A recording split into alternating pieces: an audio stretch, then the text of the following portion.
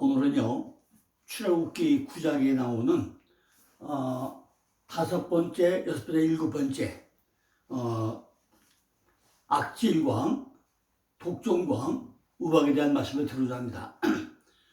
우리가 이렇게 출애굽을 하기 위해서요, 몇 가지 점을 거치다고 했죠?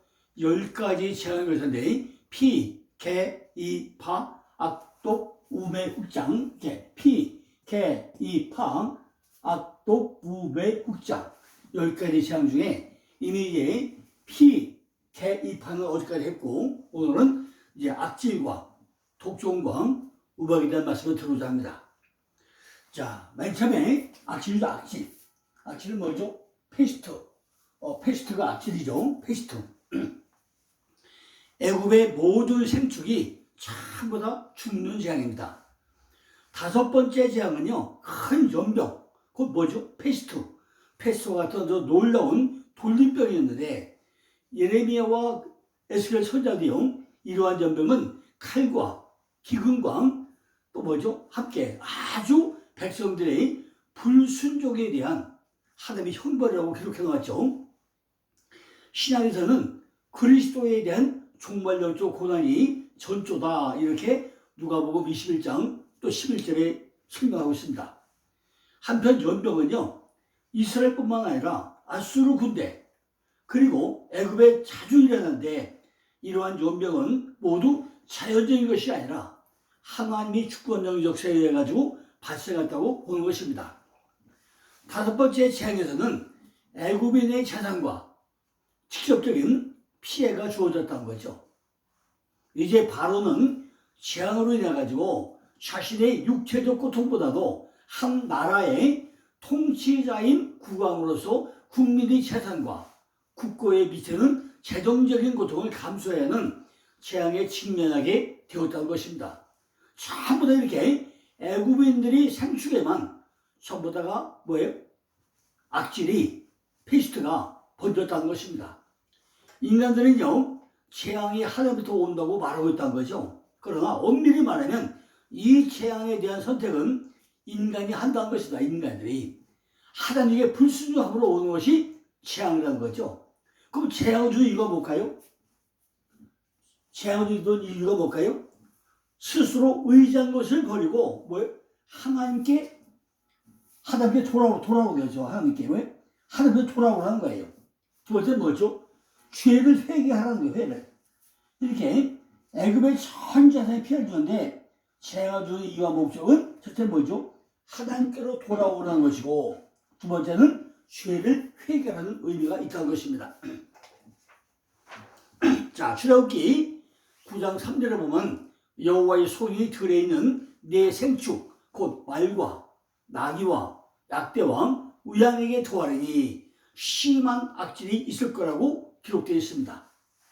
또 다른 양, 즉 가축에게 역병이 발생할 것을 경고하고 있다는 거죠.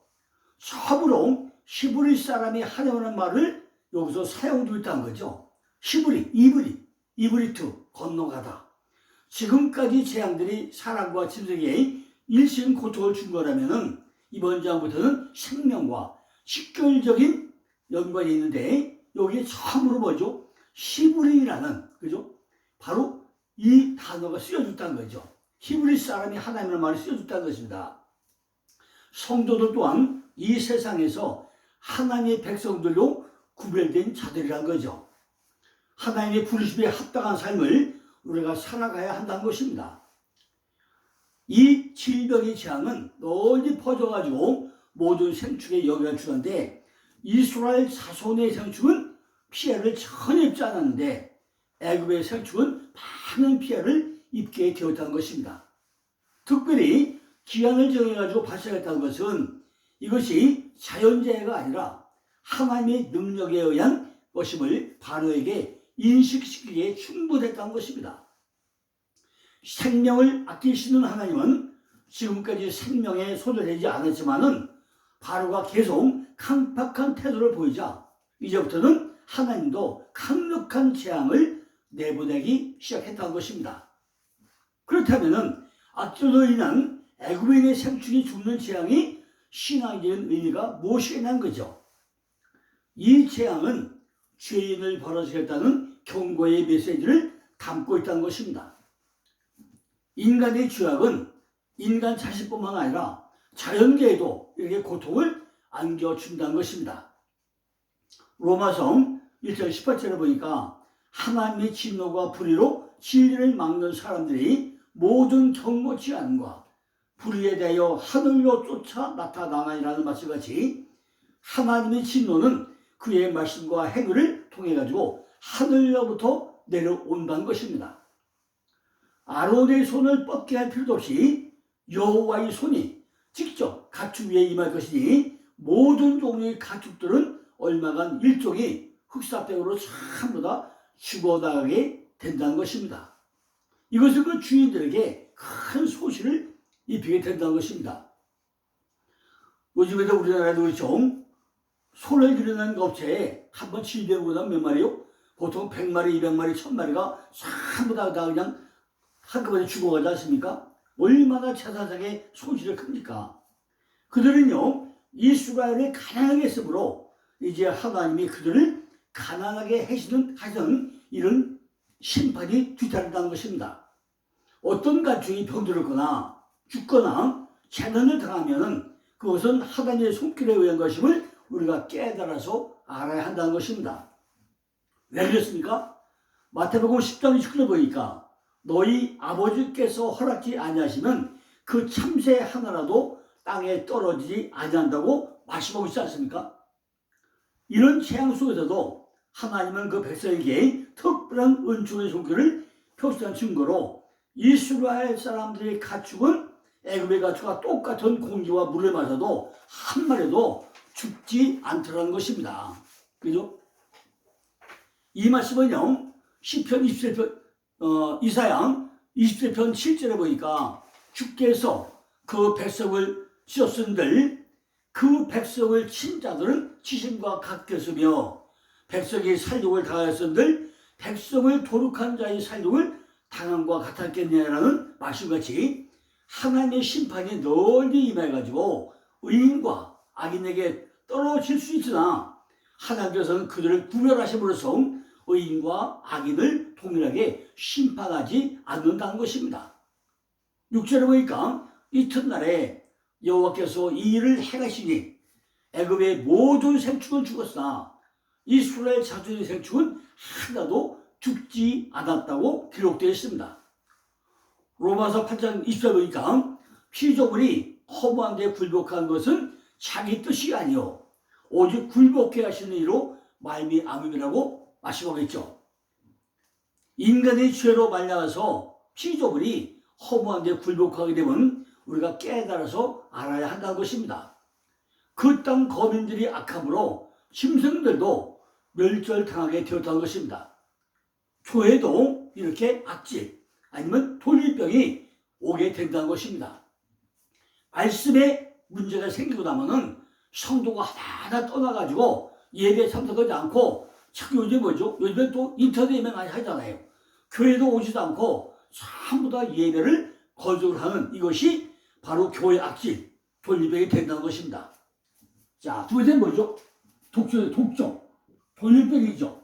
돌림병이 독이면 독은 아바부오트, 종은 쉐이, 종기, 불순, 염증, 불에 타다. 이런데 이것도 뭐죠? 고색등을 구별했다는 거죠. 지금 여기서 보니까 악은 카베드, 무거운, 힘겨운.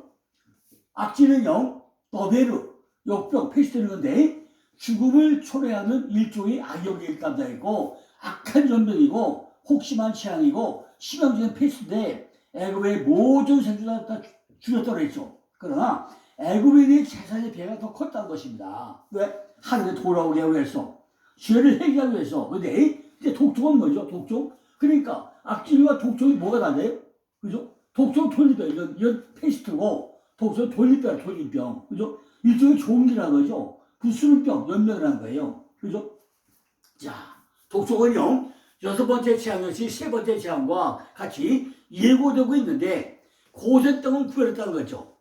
강팍한 인간들의 마음에 비례해가지고 나타나면 물론이고 전혀 예측을 불허하는 다양성을 보여주고 있다는 거죠. 여섯 번째 재앙, 독종은요, 모세의 직접적인 행동을 하나님께서 명령하신 것이고, 모세와 아론은 지팡이를 내미는 정도 또는 지팡이로 땅에 티끌을 치는 데 불과했다는 거죠. 여섯 번째 재앙은 모세가 직접 재앙의 도구와 풀무의 재를 이렇게 둥근 가지고 가서 바로의 목전에서 하늘에 휙 날렸다는 거죠. 재를 날렸다는 거죠. 아니, 재를 휙 날려 뭐가 됐어요? 이것이 독종이 되었다는 것입니다. 재는 뭐죠? 전부 다 뭐가 타가지고 나무게 재잖아요. 재를 흩뿌리니까 이것들이 독종으로 변했다는 것입니다. 하나님께로부터 주어지는 모든 재앙은 피해자뿐만 아니라 그 주위에 있는 모든 사람들에도 주어지는 것이고, 또한 하나님의 종들이 개입된 것을 기점으로 해가지고 재앙의 성격이 경고의 성격에서 응징의 최종적 심판에 대한 경고이고, 그 진행의 속도는 가독성을 나타내기 때문에 순차적으로 현실로 나타난다는 것입니다. 독종의 재앙은 바로와 그의 백성에게는 물려지고, 모세와 아론을 대항했던 애굽의 술객들에게 있어서는 더욱 심한 상태로 임했다는 것을 볼 수가 있습니다. 하나님의 능력에 도전하는 사람들은 하나님께로부터 재앙이 임하는 날, 그들이 섞여 있는 다른 무리들보다 더욱 충한 심판을 받게 된다는 것입니다. 그들이 거짓이 드러나가지고 수치를 당케 하시면 그들이 행위대로 갚아주자는 우리는 사실을 우리는 알아야 한다는 것입니다. 이런 정치가 드러나니까 뭐예요? 부스럼, 물집 생기는, 수표가 생기는 악질이 일어나고 있다는 것입니다. 악질과 뭐예요? 그 다음에 우박이죠. 이것은 또 구원을 받아야 하고 할 때가 일어나야 되는데, 여기서 안식이 우리가 누려야 되는데 이것이 안 된다는 거죠. 하나님께 벗겨달려가면서 나에게 평안이 오기 시작한다는 거죠. 이것이 안식이라는 7 숫자에 들어가야 하는데 우리는 거꾸로 그냥 안식하시고 말만 하고 전혀 누리지 않는다는 거죠. 그러니까 뭐예요? 우리에게 독이 들어와가지고 벌벌 끓어가지고 불어올라요. 뭔가 부글부글 끓어. 그죠? 입술에 한량이 일어나고 내 안에 한량이 일어나고 이가 생기고 캄캄한 데서 생기는 것이고 파리떼가 밖에 막 날아다니고, 그죠? 보이는 한례가 아니고 내 안에 한례가 일어나야 되는데 이것이 안 된다는 거죠. 그러니까 악도구는 내 안에서 참 이런 그런 사건을 한 거죠. 부장에 들어가지고 악도구가 내 안에 일어난다는 거예요. 점점 강하게 내 안에서 이 독종이, 악종이, 부스럼이 끓어오르는 게 부글부글 끓어오른다는 거예요. 지금까지 첫 번째, 두 번째부터 몇 번째, 여섯 번째, 제가 이제 5년 동안에 모든 재앙들이 뭐예요? 피, 개, 이, 파, 악독, 이 모든 것들이 내 안에서 부글부글 끓어오른다는 것입니다. 이것이 독종이라는 거예요.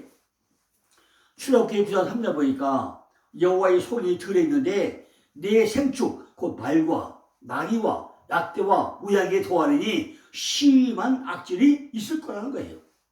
돌림병이 사람들에게는 안 걸리고 동물들에만 걸립니까? 왜 짐승들에만 악질이 걸리지? 생각해 보았습니까? 창세기 1장 5절 보니까 짐승이 뭐죠?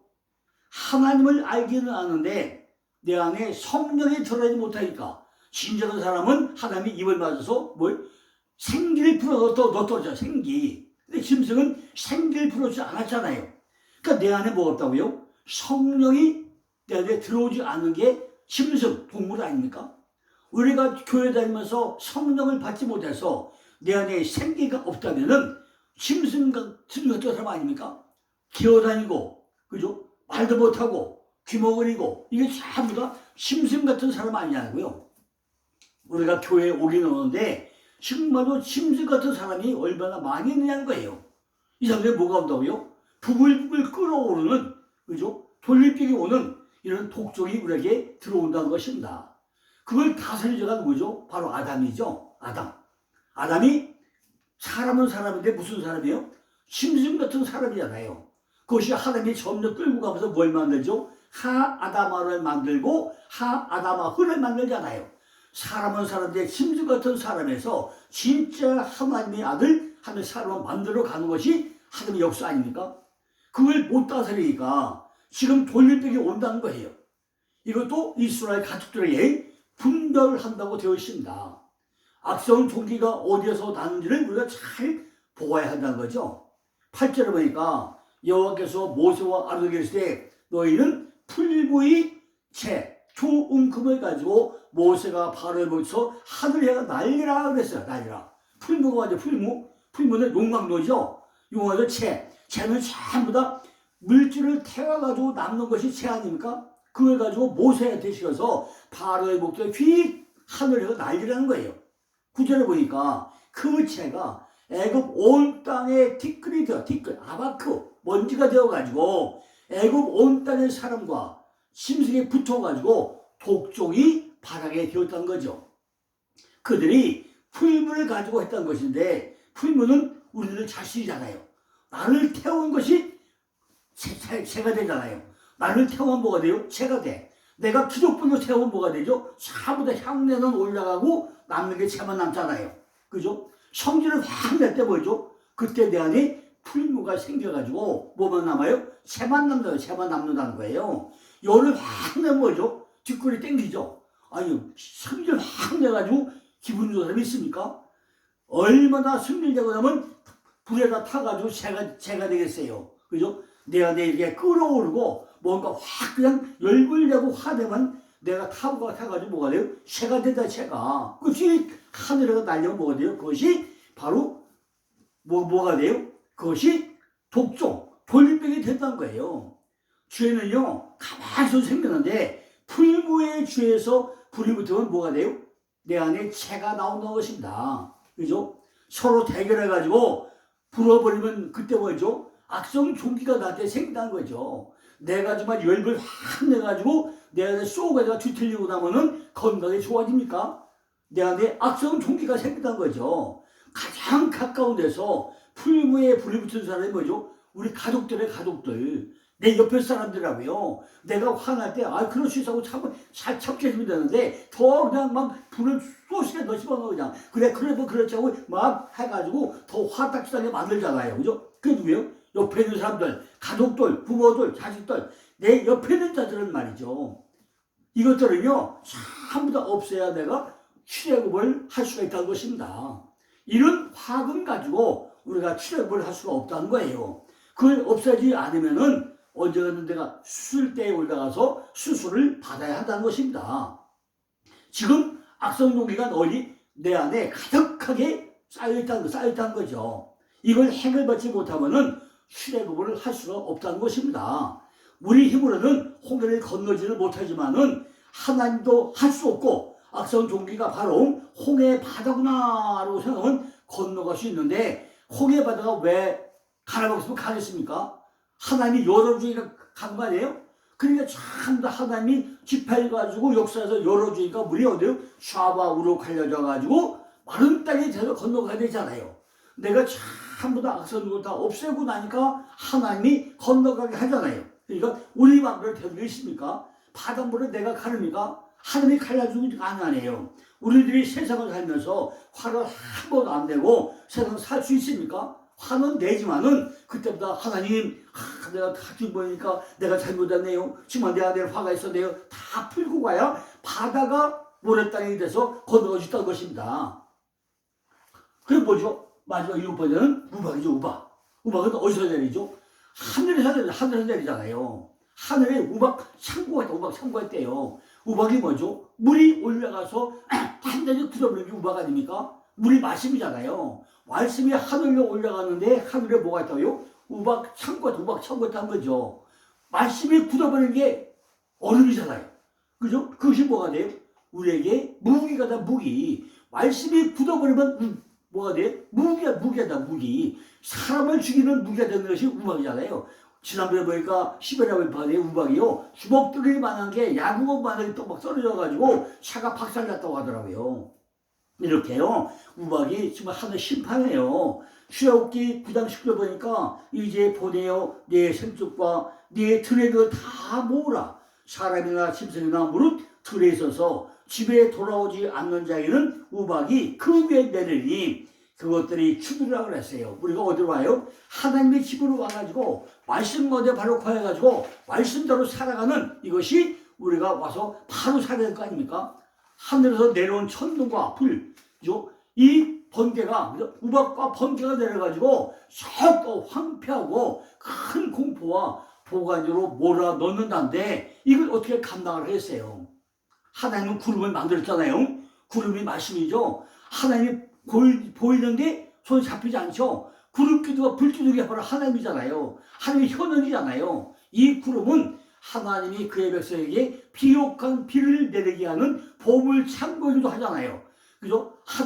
신명기 32장 이래는 뭐죠? 하늘에 내리는 단비요. 채수에 가는 비, 단비라고 했죠. 그죠? 가는 비, 단비, 보슬비 다 내려야 되잖아요. 그런데 이것이 딱딱 굳어가지고 얼음덩이로 해가지고 심판의 돌로 떨어지고 나면은 사람이 견뎌되겠습니까? 이 구름은 하나님이 그 백성에게 비옥한 비를 내리게 하는 보물 창고이고 우리가 원할 때는 대적을 쳐부수는 무기로 그죠? 포차도 끌어낼 수 있는 병기고 될 수 있다는 거죠. 하나님 자신이 욥기서 38장 21절 참 보니까 환난 때의 전쟁과 격투자를 위하여 예비해 두신 것이 우박 창고라고 지금 욥기서 38장 21절 3절 말씀하고 있습니다. 뭐예요? 환난 때 전쟁과 격투자를 위해 가지고 하늘 창고에다 뭘 만들었어요? 우박 창고를 만들어 놨다는 거예요. 이 우박은 애굽의 온 땅을 비춰버릴 만큼 황폐케 했다는 것입니다. 우박덩어리 가요. 주옥대름하게 막 떨어져 봐요. 모든 그냥 과수나 뭐 생축이나 뭐 채소나 다 남아나겠습니까? 초토가 돼버리잖아요. 그죠? 다 그냥 뭐 인조사들 있습니까? 사람 맞으면 축사할 거 아니겠습니까? 짐승들 안 죽어요? 이렇게 사람과 가축을 물론 곡식과 나무까지 전부 다 쓰러뜨리는 재앙이 따른다는 것입니다. 땅 위에 있는 곡식은 모두 결단받고 아직 올라오지 않은 싹들만 상하지 않을 거 아닙니까? 하나님은요 여러 가지 방식으로 곧 은밀한 돌풀문항 우박에 의해 가지고 호세아 2장 9절에 보니까 그 시절에 곡식을 도로 찾으던 것을 우리가 기억해야 됩니다. 우리가 하나님의 말씀에 불순종하고 나면은 이 우박이 내려가지고 모든 그냥 채소나 곡식을 딱 아주 송두리째 쓸어버린다는 거죠. 이걸 우리가 기억을 해야 한다는 것입니다. 이 재앙에서 우박은 물론 벼락이 애굽의 양떼를 전멸시킨다고 또 기록되어 있어요. 벼락. 우박과 더불어 뭐가 와요? 벼락이 막 내리잖아요. 시편 18편 11절 18절 보니까 다윗은 하나님이 그의 원수 대적들을 진멸하려고 의대로 나타날 때 적진에 우박과 숯불이 떨어졌다고 하는데 아마 이는 이 사건을 생각하고 아마 있었겠죠. 또한 요한계시록 16절 21절을 보니까 7번째 대접에서 우박이 쏟아졌다는 말은요 분명히 이것과 관계된 아마 기록일 것입니다. 그러니 우리들이 주목할 만한 일은 고센 땅은 이 재앙에서 아무런 피해도 입지 않고 보호받았다는 사실을 우리는 알아야 된다는 것입니다. 고센 땅, 높은 곳, 높은 곳 어디요? 하나님과 같이 있는 곳, 높은 곳, 하나님과 동거한 곳, 높은 곳. 우리는 거기 있으면은, 그죠? 하늘나라에 있으면은, 우리가 전부 다 보호받는 얘기가 아닙니까? 하나님께서는요, 우박을 가득 싣고 있는 구름을 인도하시고, 자비나 심판의 도구로 쓰시던데, 어떤 도시에는 비를, 어떤 도시에는 우박을 내리지만은, 고센 땅에 있는 사람들은 아무 피해가 없이 막아준다는 것입니다.